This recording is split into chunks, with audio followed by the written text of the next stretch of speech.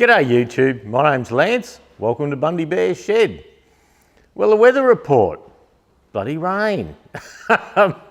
Yeah, look, the paddock has been too wet to slash over the last month or so. We got some slashed, but there's a couple of wetter parts where seepage comes out of the ground that we haven't been able to slash. So for the Adele's 30th last weekend, yeah, the place was a bit messier than we normally like, but anyway, that's just life. We can't go worrying about that. But on through the week there last week, I noticed that between the two dams there's a little drainage. We have a rubble drain there to drain water out of the paddock and run it into the dams. And look, since ages ago it's been running, and I noticed the other day it had dried up, and I thought, well, right, if that's dried up, that paddock should be good. So yeah, I thought I'd jump in and slash it. But with the weather at the moment, I look down south, look in Shepparton, Echuca and all that down south on the Murray River, they're in big floods at the moment. And I see on TV that 1974 must have been one of the big ones, and this is bigger than that. So yeah, so those poor buggers have got a bit of heartache coming yet. Yeah, it's a bit hard going through a flood. We went through one at the shop years ago, and yeah, it's just not good.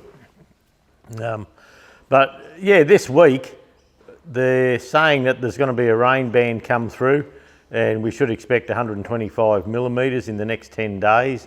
And today, Monday, they're saying expect 25 mil, so which is about right. I've just been for a quick walk around the paddock to show you that I got the paddock slashed, and on Saturday.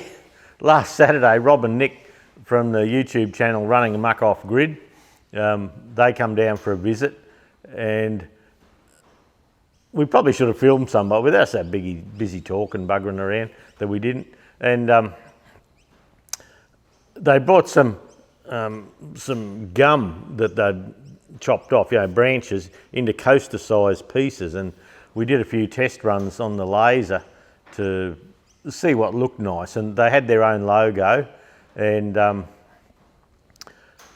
yeah, we worked with it. We changed the logo half a dozen times probably, and they've got a lovely little logo worked out now, and it's with modifying the logo in Lightburn, the laser software, we've come up with something that's more professional looking, more open, and just looks good. Yeah, the mountains on their logo had like little snow peaks on them. Well, we don't have that in our area, so we got to change. Look, it's looking really nice. I hope they're happy with it. I was happy with the outcome. I thought it looked lovely.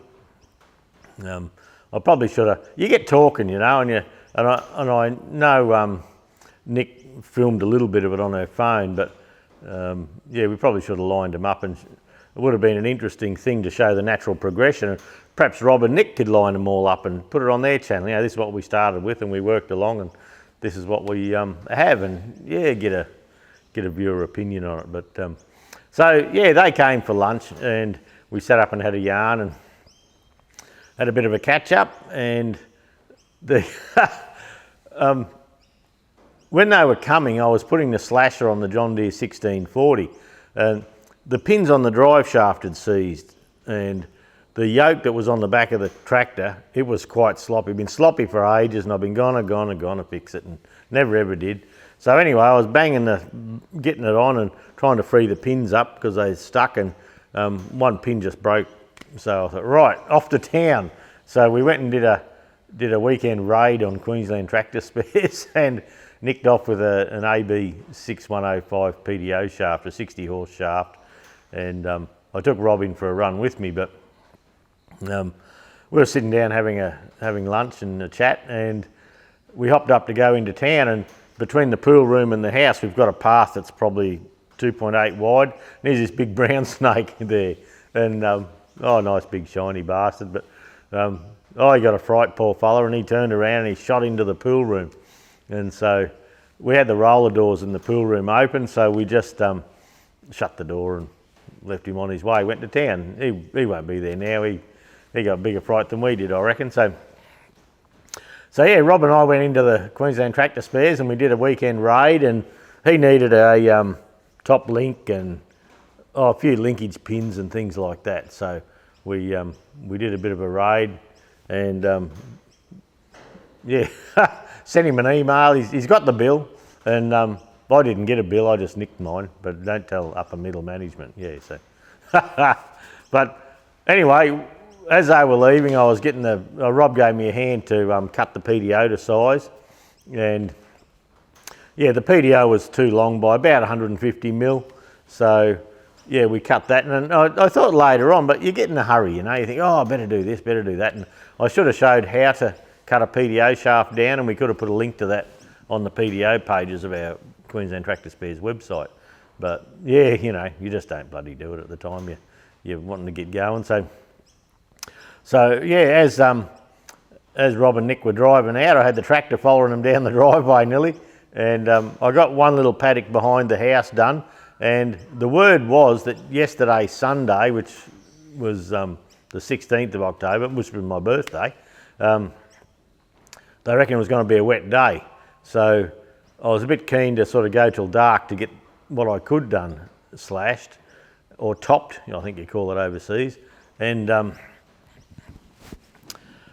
yeah, yesterday morning on my birthday, I was up at 7 on the tractor and roaring around, and I got the paddock slashed and I got all the little loose edges done and all that. And look, the paddock's looking lovely. It's yeah, it hadn't looked this good in ages. And because the paddock was getting raggedy, that's why we got snakes around too. So we slashed all the paddock, and so that's and we must have upset a poor old carpet snake. And we were watching Landline yesterday at lunchtime. I come up for Sunday lunch, and there's a agricultural show on ABC TV called Landline, and you can hop on your phones, ABC iView overseas, and you can log in and watch our programs. And anyway, the birds were kicking up outside, and I said to the dude, oh, the bloody snake's probably back. You know, the big old brown snake's probably back because the birds were kicking up. But it wasn't him, because I'd slashed all the paddock near him. Here's this carpet snake, and oh, look, he was 4 foot long, I suppose, and only probably an inch thick. It was a skinny looking bugger, looked like he needed to feed. And the birds were bloody, they were staying away from him, but they were announcing him, and the butcher birds, peewees and all that were all up in the trees looking at him, and the ducks were telling everyone, and you couldn't have missed him. And I do the same in the shed here. If I'm working in the shed and I hear the birds start to kick up, I often go and have a look. And up the back here, I don't see snakes as such, but we have a few goannas or frilly-necked lizards sometimes. So I run out and have a look and see what they're doing. And bloody old Sansa the other day, I see her with something, and I thought, what's that? And she had a little frilly lizard about so long, and she didn't kill it. She was just buggering around with it. So I picked it up and put it up in a tree and let him go. But yeah, the whole area is saying the snakes are a little bit lively at the moment. So, and that's been our experience. So, but with the paddock all slashed, it's all open country now.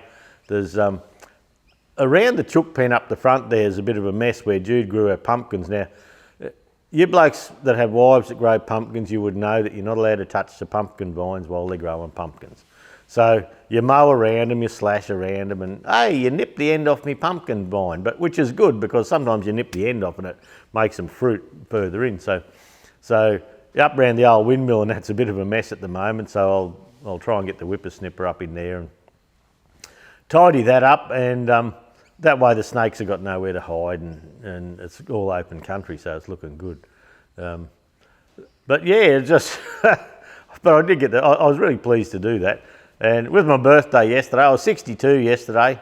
You wonder how a bloke could say bloody old and stay so good looking, eh? That's what I wonder.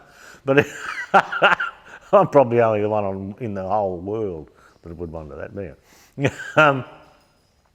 But yeah, so for my birthday, I jumped on the slasher. Then Adele, the daughter, bought me a couple of fruit trees for the orchard. And the orchard out behind Bundy Bear's shed here, back 20 years ago, we had a heap of trees there, but in the drought and that, a few died off, and I didn't worry about it. I thought, well, why put new ones in there, then have to work away and just keep them alive while they're young. So she bought me a couple of trees, and with this wet outlook we have for the next few months, yeah, it's a good time to plant them. I got a bloody dog here, a wet dog. Hey, you've been in the rain. I'm going to get a good dog next time. Yeah, no, get a good one. And come up for a minute. Come on. Oh no, they still can't see you. Hey, good head for radio. Yeah. Anyway, enough of that. Hey. Yeah, so I went out yesterday afternoon in the orchard and planted a couple of trees that Del bought, and Jude had already put a mulberry cutting up in there, and it seems to be going like great guns. Yeah, it's going well. Don't bloody lick. And so under the macadamia trees out there's these little seedling macadamias, about so high. So while it's nice and wet, I'm going to go and pot a few of them up. And our trees are bearing now, and we do have macadamias, and we put them in the vise. You know, every shed should have a little macadamia bucket, and you put them in the vise and crack them open and eat them. And they reckon they're not good for dogs, but this one here, she goes and finds one and sits there and rolls it round the mouth and has a good old chew, and it doesn't seem to be affecting her. So we'll just see, I suppose, see what happens. Since last stew, I've done a bit of a deal on some bits and pieces. Now, on the Australian TE20 Facebook page is a chap, Ivor Miller. And Ivor's an old field service tech, and he's put photos of his old Bedford van where he used to service tractors and things like that out in the paddock. And he'd go from Griffiths right down to, down into Victoria. It escapes me now. I think they're having floods at the moment, but anyway, Ivor has got to an age where he's not in the industry anymore, but he still had all the tools, the genuine Massey Ferguson tools that he used to cart in his van. And we've done a deal, and I've bought him off Ivor. And it consists of there's a gauge for setting up the torque converters on a Massey 40 loader. But the thing I wanted that I didn't get from the last run I did down south with parts is he's got all the original Massey Ferguson 3-point hitch setting tools. Look, I used to have them. I sold them when I sold the workshop, and I've talked to Jupp that I sold the workshop to, and I said, you ever interested in selling them? Give us a yell. I'll ship you a few $100 for them. And he said, I don't know, Lance, I use them now and then. And I said, well, that's fine. But I didn't want to go borrowing them all the time and things like that. So I've done a deal with Ivor, and I've bought all of it, the whole lot. And there's little booklets on setting the hydraulics, which I already have some of the booklets, and we're in the process of getting them scanned and popping them out on the website. But so yeah, I'm keen. He went over and above. You couldn't ask for any better help than Ivor gave me. And like I got onto him and I said, Ivor, would you be prepared to bundle them all up and post them to Queensland? And look, nothing was too much trouble for him. And I said, how about we put the price up $100? Oh, we agreed on $100 to put the price up. And that gave him, it gave him a bit of compensation for getting some good boxes and packing it up nicely and all that, and getting the post. And then our free post wouldn't work, so just the post's been $157, $157 I think it was. So yeah, I fixed Ivor up for that. And so I'm looking forward to these parts turning up. And I haven't done a video on setting up a lift cover. If you remember on the 135 6-speed series, the lift cover was shagged on that one, but I had one off the multi-power tractor that I wasn't using. So I just took one off here and put it on there, and job done, works fine. So yeah, I'm keen to have the tools, and I'll set up a lift cover in one of our stands and work through that. But yeah, it was an opportunity that came along, so I jumped on it, and we didn't haggle. I just gave Ivor what he wanted, and and he's pleased it's coming up here, that it's all together. So that'll be a nice thing. I'll have to have a bit of a practice run. I'll be a bit rusty, get a 3-pound weight and little fishing trace or something or other, just to run the rope down and all that. So I'll have to do a refresher course myself before I try and tell people what I do. But look, that's great. With the 65 here, that'll be a good thing. I didn't get, I'm a bit of a gunner, all the stuff I was going to do last week, and all I did, I spent every afternoon through the week making those PDO sleeves for the TE20s. I've got 18 of them done now, and I didn't get any time for anything else. Someone sent me some injector nozzles to do. I'll have to have a look at those. But yeah, this week being a rainy day, I can't film much. I've just got in now to film. The rain stopped, so I thought I'll just jump in and do the stew quickly and see how we go. I have not put a spanner on the 65. I just haven't had time.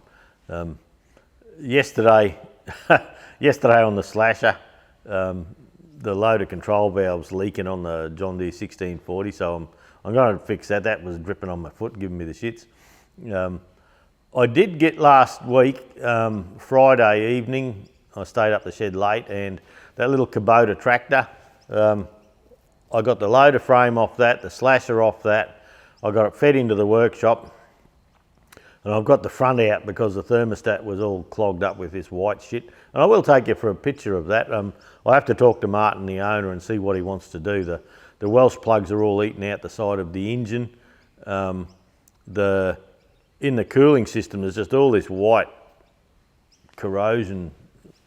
Yeah, I don't know what to call it. Looks like a fungus really, and it's eating the thermostat housing. I went and undid the thermostat housing, give it a reef, and the whole housing broke out. So, and the water pump, you turn the water pump and you can hear the bearings rough in the water pump. So, but I got it to where I pulled it apart and I thought, oh, I'll check the fuel system out and make sure that looks okay, and before I talk to him about it. And I put a battery in, hit the key, and look, it started. It just started nicely and quickly. The little bit, because I had no coolant, I couldn't keep cooling in it. The little bit I ran it, it sounded okay, but things are getting expensive. You know, like the oil for the back end's $400 now, and things like that. So to service it, so I got to have a talk to him, and we're up well over $1,000 in parts just to fix what we need to fix.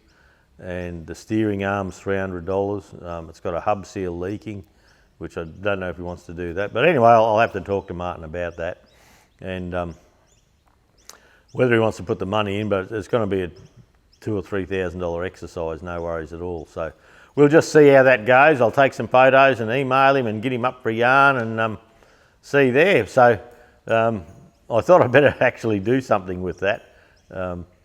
And yeah, which was a good thing. And I was, you know, you pull something apart, and I was laying in bed thinking I pulled the loader off, and it's a closed open centre hydraulic system. So I thought, oh, there must be a hose to hook back. So, and there was, so I hooked the hose back so you don't blow the hydraulic pump up and things like that. So that's in the doorway there. I pulled that apart just so it didn't drag on so long. We still haven't come across with a manifold here yet. We're still working on the manifold for the Ford 2000.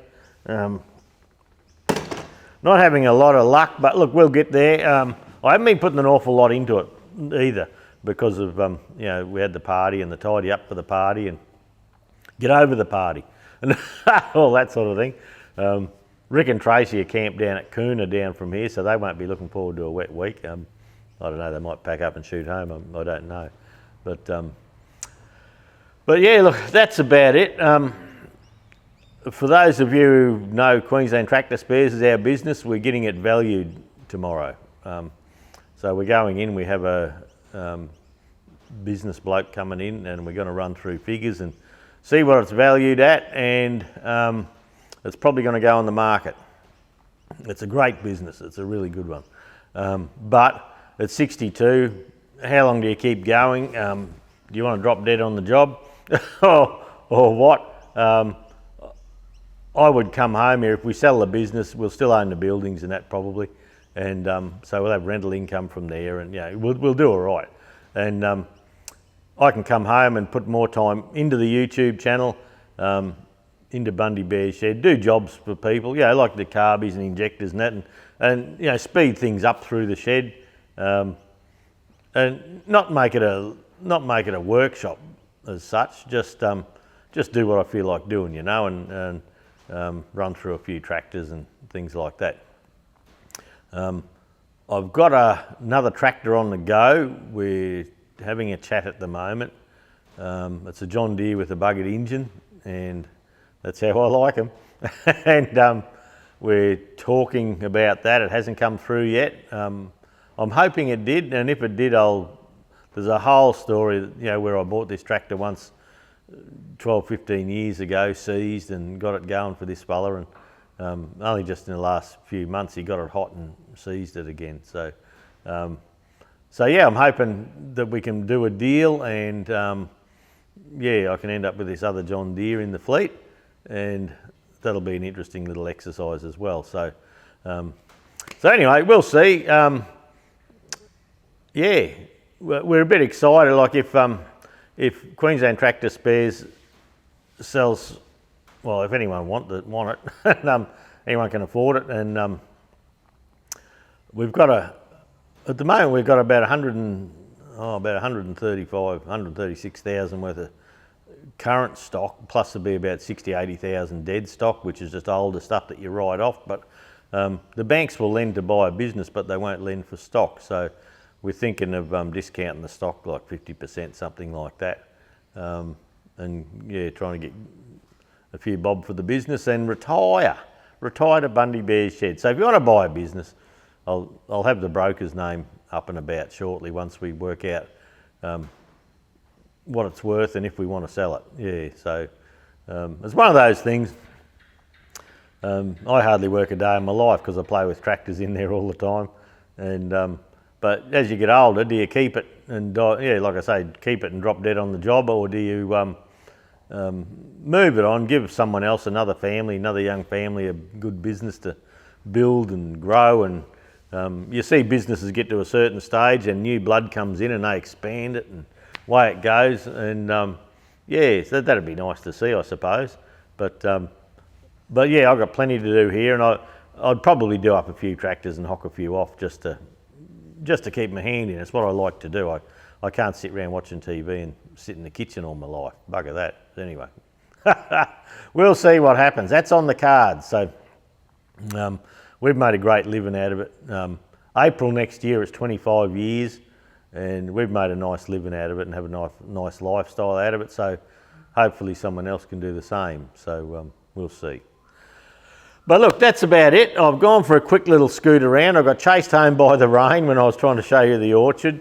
The dirt that I cleaned out of the dams in the drought, it's really settled into some beautiful compost now. So I'm going to top dress all the trees around the orchard, and I'm going to round up around them, kill any rubbish grass. Then I'm going to top dress them with this good stuff and give them a bit of a boost along. And we got quite a bit of rain coming, so I probably, on a sandy soil, I probably should run a bit of fertiliser around everything. And with the sand, yeah, the nutrient can wash away from the plants sometimes. So it's good to keep it fertilised up. But anyway, it's got to be a shed day today. I need to catch up with what I'm supposed to be doing. We'll leave it at that for today. I don't know what else I'm going to get filmed. I still haven't done those carbies, which was going to be afternoon work last week, but with the PDO bushes nearly running out and all that, I didn't get to it. So that'll probably be today. A rainy day in the shed. You can't film much, but you can still do stuff. So anyway, thanks again. I'll stop waffling on. We'll catch you next week. Stay safe, and yeah, for those down and getting flooded down south, we're thinking of you. What a terrible time. Yeah, it's really hard to get through. So we'll see you next week, eh? See ya. Well, here's our little walk outside, having a look around. That's the complete front out of the 188. I've got to deal with that. Probably send it to scrap, I'd say. I might pull the power steering cylinder off it. But yeah, look, now we're out here, it's starting to rain. Look at the paddock. The paddock's looking beautiful. Just, yeah, got the whole thing slashed. There's a little bit of rat's tail grass I went around. I'll see if I can show you a bit of rat's tail without getting too wet here.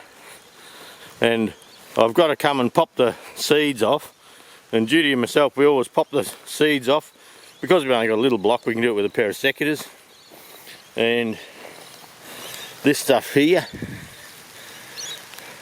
is rat's tail grass, and it spreads like wildfire, but we keep onto it. I've got a little patch up there as well, but we probably should go inside. It's starting to piss down rain.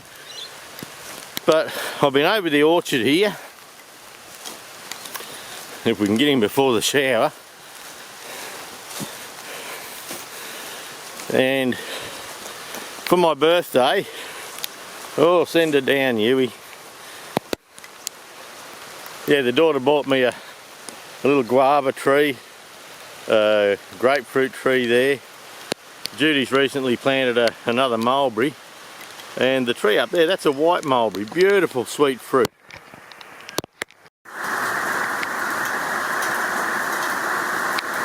That there's some of the mulch. I'm just hiding in the new lean-to, and I have some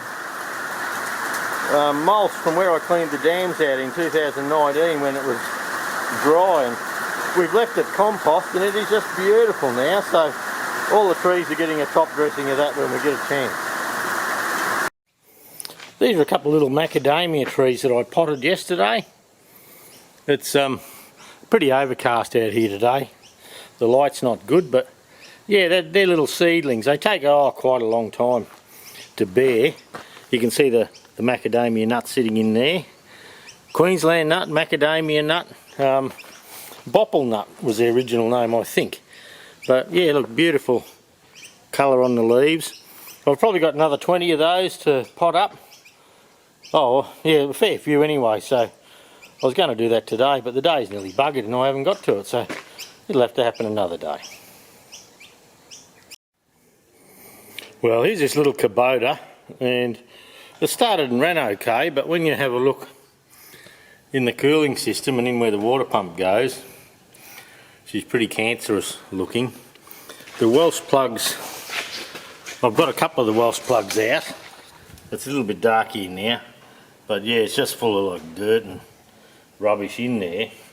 So yeah, it's a bit hard to say really. The radiator's really heavy. I'm expecting it to be blocked up with something or other, but we can't really see in there just at the moment. But yeah, the radiator feels like it'll be full of dirt or rust or something like that. When I come around here, this is the thermostat housing. The top bolt there won't come undone, so I put my spanner on, give it a reef, and it was that chomped out through there. That just come away, and all that stuff was stuck in there. So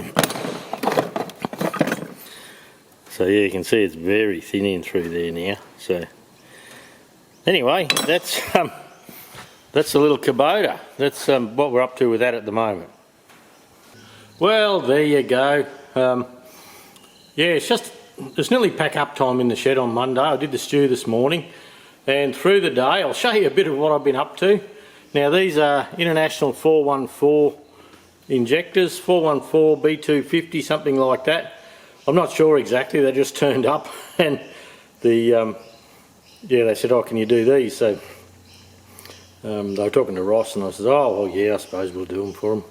So it's got all new nozzles in it, all been sandblasted, actually bead blasted, washed in the parts washer, then brought back over here, then cleaned in CRC brake cleaner, and all blown dry with air, then assembled in fuel, then tested, and yeah, away we go. But the bits of blue tape here, I don't have any proper caps, and the nozzles are a little Pintox nozzle, I think they are, and that's what they look like. But can you see against the white there, there's a little, the needle protrudes just past the end there, and so I didn't have any proper plastic caps. I was hoping that these caps that the nozzles came in would have fitted, but they don't. So we've put a little bit of blue vinyl tape there, and that should protect the tip of the nozzle here.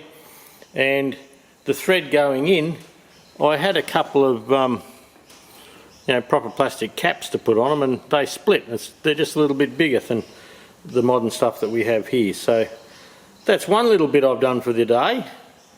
I'll get going up the other end now and I'll show you what I've been up to up there. We're a little bit jumbled here, but I got all the dust extraction unit all hooked up, and I've got the door closed over because of the rain coming in earlier, and the surfacer or the thicknesser, I got it all hooked up and did a test run. I'll try and stay out of the shadow, out of the light. And these here, that's what I made for Mrs. Bear, and that's 300mm long. This is 200mm long, and normally I put a sharp edge on them and bring them back on a slight angle. And Mrs. Bear likes stirring with them. She reckons they're better than a spoon. And I broke one of hers ages ago, so I made one the other week for her, just as a test run with the laser. And look, that's about just under 7mm, and I cut that out with the laser. And yeah, I've just put oil all over them before, and there's a kitchen oil, an oil for kitchen boards. So I've put that on to soak in, a couple of coats, and we'll come around here again. Oh, bloody shit everywhere. And I've had the CNC router going, and you may be able to see on the screen up there, Jude I made this for Jude. So now, why would I make that? I'll try and keep out the light. It's bloody dark up this corner on a rainy day. Jude used to make soap, and she likes making soap, and as a little cottage, just a muck around thing. And we were going to get some stuff ready for Christmas, and she said, well, this is old pallet material. Like I pulled an old pallet apart and put it through the thicknesser and did the program up on VCarve up there, and I think the 2D view looks like that. I'll get rid of the tool paths. Whoop, no I won't. So that's what that looks like, but you probably won't be able to see that, I don't think. And yeah, so I've made a soap tray for her evaluation, and that paint on it at the moment, I'll probably sand that again. That's a clear polyurethane finish, just so the soap doesn't eat into it. But it's a bit of a shitty old day and it's taken a while to dry. So yeah, so I just knocked that up on the router this morning, or this afternoon, whenever it bloody was. And yeah, I'll sand it back down. That was brushed on, and you can see how it's thick and thin a little bit there. I need to sand that back, but last time I did some, I just had a bit of spray, and I like the spray better actually. So that can go back on the hook and sit up there. I won't show Mrs. Bear that yet. She can, I'll wait until I've got it dry and sanded nicely. And I was thinking too that with that, with her making, I'll try and hold still. I've got to talk to her about it first, but I should be able to make some moulds, and like with a CNC router, making moulds for casting, that's no worries, but making moulds for her soap, as in whatever shape she would like, with a 3 degree or so taper on the side so it comes out of the mould easily.